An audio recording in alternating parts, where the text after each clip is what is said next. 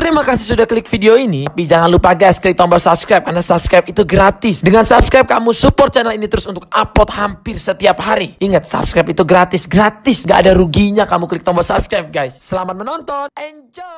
Halo sahabat subscriber, Assalamualaikum warahmatullahi wabarakatuh.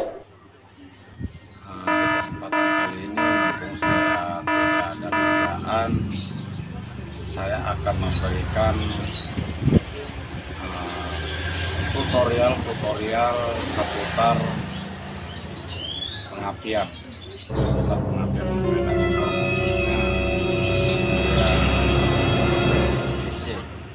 Karena sepeda motor itu ada dua varian kelistrikan, DC dan juga AC. Nah, kali ini yang akan saya bahas yang DC nya harus arah, karena kelistrikan DC itu kita harus benar-benar jeli memahami dan menganalisa kerusakannya apa saja. Misalnya pengapian hilang atau berbet, arus listrik besar tapi untuk nyala di sepeda motornya ngeberbet. Itu banyak yang harus kita analisa dari segi faktor-faktor spool, pulser, kiprok, dan CDI. Karena kalau arus searah, dan teman-teman juga jangan lupa kalau arus DC itu harus ada aki. Emang apa sih nggak boleh? Sombong amat. Istilahnya udah agak soak, tapi wajib harus ada, karena aki itu sebagai penampung untuk mengalirkan arus ke CDI. Oke, jangan lama-lama kita pembukaannya, kita langsung ke videonya. Seperti ini gambar skemanya dari spool, pulser, ini kiprok, CDI, dan coil. Oke, kita perkenalan dulu barang-barangnya, nanti akan kita lanjutkan skemanya. Untuk ini yang gulungan kabel tembaga, ini spool,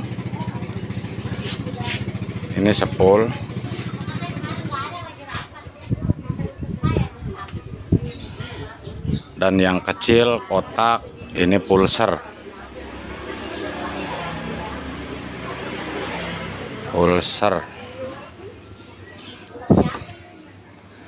Dan ini saya berikan skema random ya, jadi tidak khusus untuk motor A atau motor B. Ini skema arus DC. Jadi motornya apapun, mau motor Bajaj, motor Yamaha, motor Honda, pada dasarnya materinya sama seperti ini.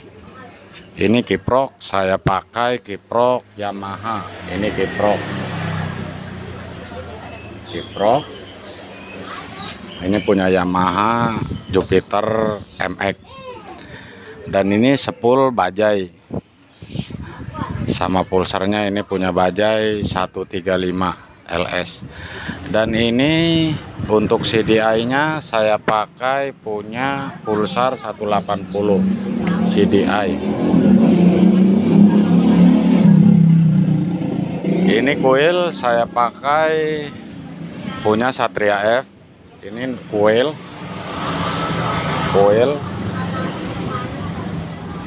ini coil, ini busi.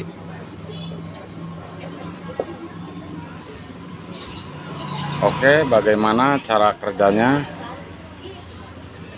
Tapi sebelumnya saya mau ngopi dulu ya, biar nggak oleng.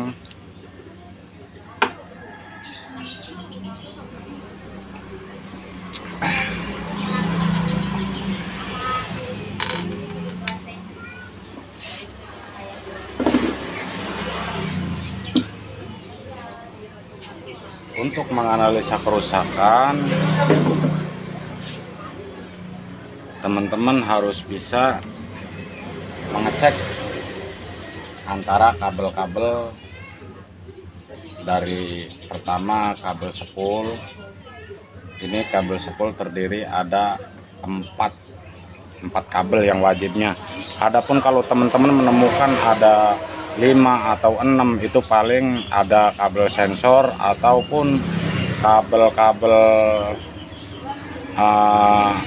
netral atau apa. Yang wajibnya seluruh motor itu ada 4 kalau yang DC. Nah, kita perkenalan kabel yang biasanya warnanya sama seperti ini.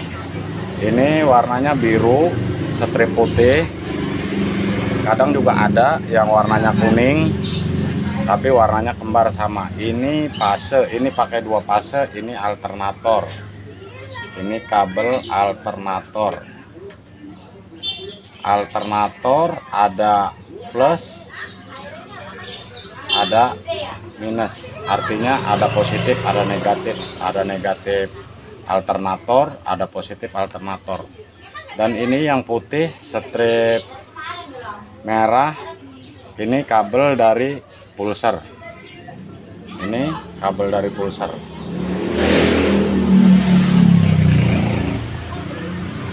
Nah, bagaimana menyambungkan menjadi kumparan listrik? Oke. Pertama, dari kabel sepul alternator kita masuk ke kiprok. Ini kiprok asal yang DC. Dia bisa pakai apa aja, makanya dalam beberapa motor pulsar ada yang saya ubah memakai kiprok Thunder, ada yang saya ubah memakai kiprok Tiger. Itu tergantung dari kitanya, seperti apa otak kita bisa mengaplikasikan alat-alat tersebut. Oke, kita lanjut. Dari alternator biasanya kiprok, kalau kiprok DC itu ada 4 kabel. Pertama, ini yang warnanya kembar, ini kabel alternator dari kiprok. Alternator kiprok. Nah, ini teman-teman yang 2 kabel warnanya sama, ada alternator positif, ada alternator negatif. Teman-teman bisa cek aja nanti. Ini harus disambungkan ke alternator kiprok, karena ini yang berfungsi membuat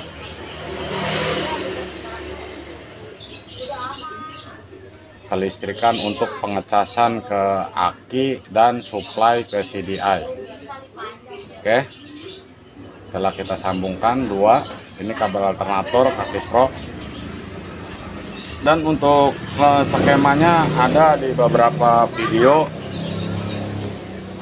mungkin teman-teman tinggal cek di playlist skema-skema kiprok, skema-skema CDI.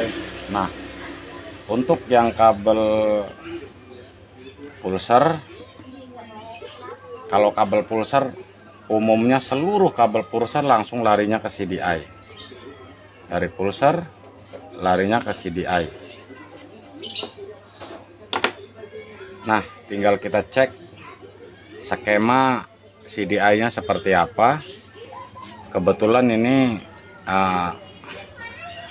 pulser sepulnya punya pulser dan CDI-nya juga punya pulser, dan kabelnya sama warnanya, kabel putih strip merah. Nah, lalu kita sambungkan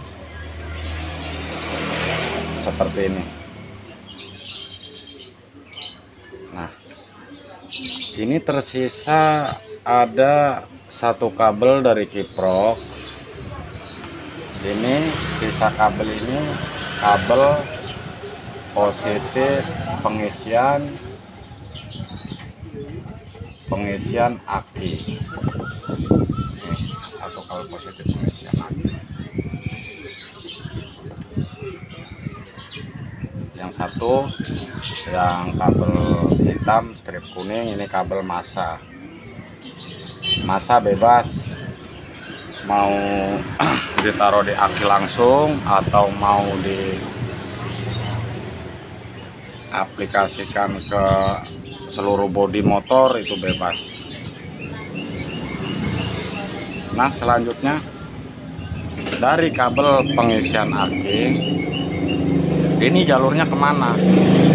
Nanti ini dari pengisian akan dipecah, satu ke pengisian aki, dua ke CDI. Jadi CDI ini inputnya ada dua, bisa input dari kiprok, bisa input dari aki.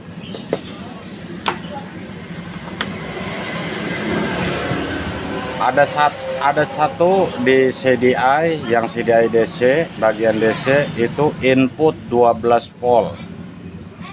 Kebetulan ini CDI pulsar dan ini input 12 volt warna hijau strip putih.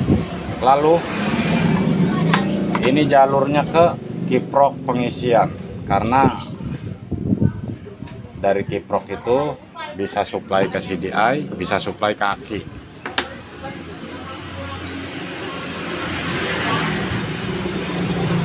Nah, setelah semua rangkaian terpasang, dari CDI kita cek output ke kuilnya.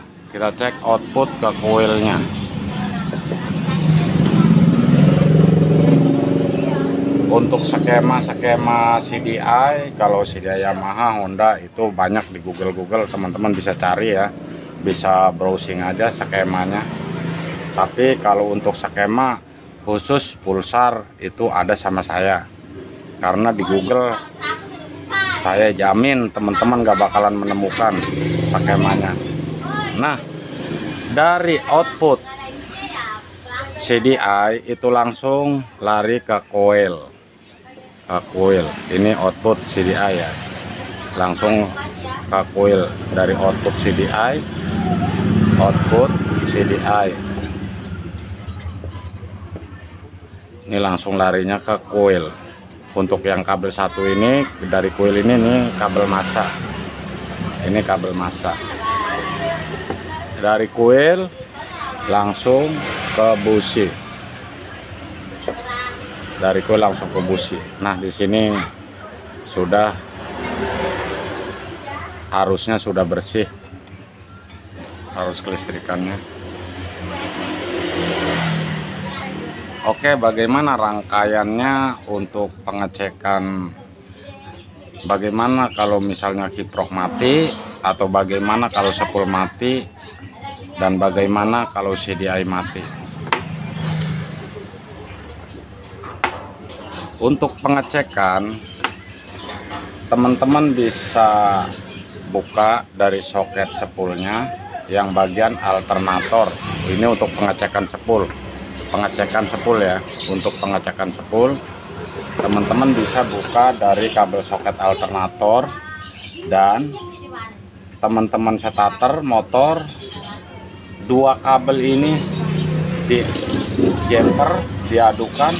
Jika terdapat kumparan api, berarti 100% sepul masih hidup. Jika input ada listrik untuk masuk ke kiprok, berarti seharusnya output dari kiprok ke CDI sama ke aki harusnya ada. Tapi jika kiprok mati, walaupun ada input dari sepul, saya jamin harus 12 volt dari pengisian aki, dari kiprok ke pengisian aki dan supply ke CDI pasti 0 atau kosong, berarti kiprok mati. Nah, jika ada pengisian aki 12 volt setelah dicek sama teman-teman untuk input masuk ke CDI, lalu dari output CDI apinya 0, berarti dipastikan CDI yang mati.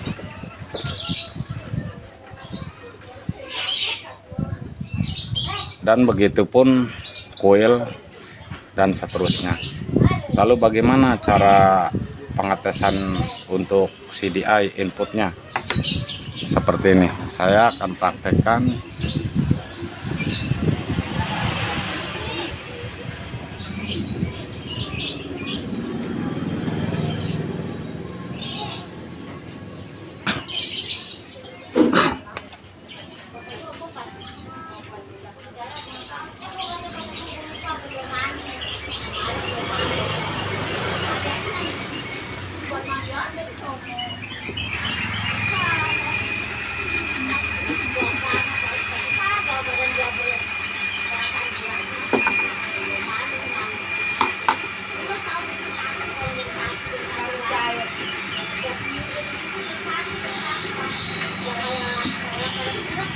Anggap ini kontak, switch kontak ya.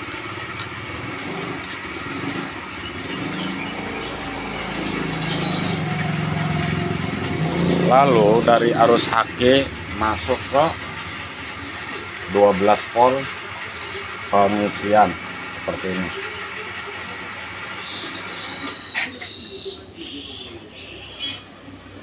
Ini kontak, jalurnya langsung masuk ke rangkaian 12 volt. Tapi kalau untuk di motor harus melewati sikring ya teman-teman, jangan sampai langsung, karena kalau misalnya ada konslet apa bisa ditanganin. Kalau langsung seperti ini nanti bakal repot kalau konslet. Nah, bagaimana pengecekannya? Teman-teman tinggal bikin alat yang seperti ini, simple, kabel sama lampu ya. Jadi untuk pengecekannya, jika ada arus masuk atau tidak, misalnya begini,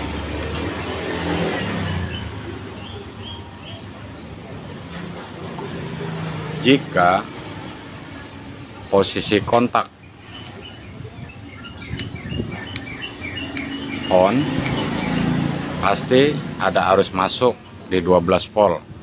Fungsinya untuk pengisian aki dan supply ke CDI. Tinggal teman-teman kabel satu ke masa dan kabel ini kecek menyala seperti ini. Ini berarti ada input masuk. Oh, bagaimana kalau misalnya ini soketnya agak susah dibuka atau apa? Teman-teman gampang, mudah. Tinggal teman-teman cabut soket CDI seperti ini, lalu teman-teman cari mana jalur input 12 volt. Nah, di sini jika ada input masuk 12 volt terus api masih belum bisa keluar lewat coil, berarti ada masalah di coil. Jika ada input 12 volt ya, berarti ada masalah di coil. Nah, bagaimana jika misalnya motor hidup tapi 2-3 hari aki drop? Berarti jika seperti itu masalahnya, aki cuman ada output tapi tidak ada input atau pemasukan arus dari kiprok. Berarti kiprok yang bermasalah. Karena pada dasarnya kalau posisi motor menyala, ini harusnya dari 12 volt mengisi suplai ke aki dan ke CDI. Jika kiprok mati, berarti CDI cuman dapat suplai dari aki. Dan saya pastikan lama-lama jika aki sudah tidak ada setrum, motor akan mogok. Oke, selanjutnya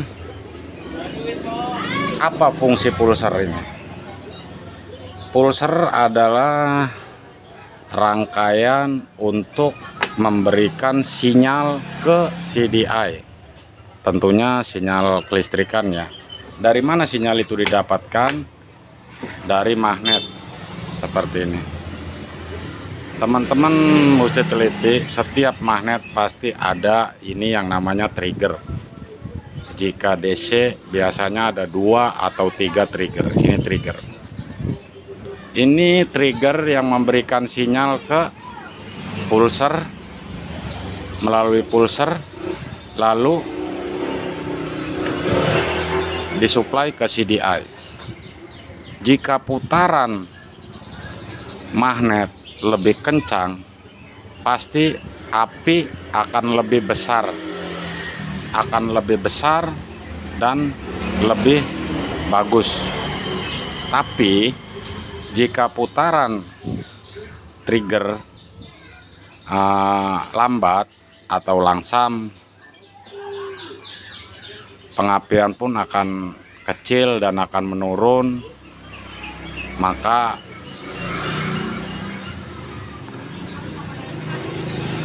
mesin akan langsam. Jadi tergantung untuk bagaimana putarannya. Nah, trigger ini memberikan sinyal ke pulser ya teman-teman ya, seperti ini.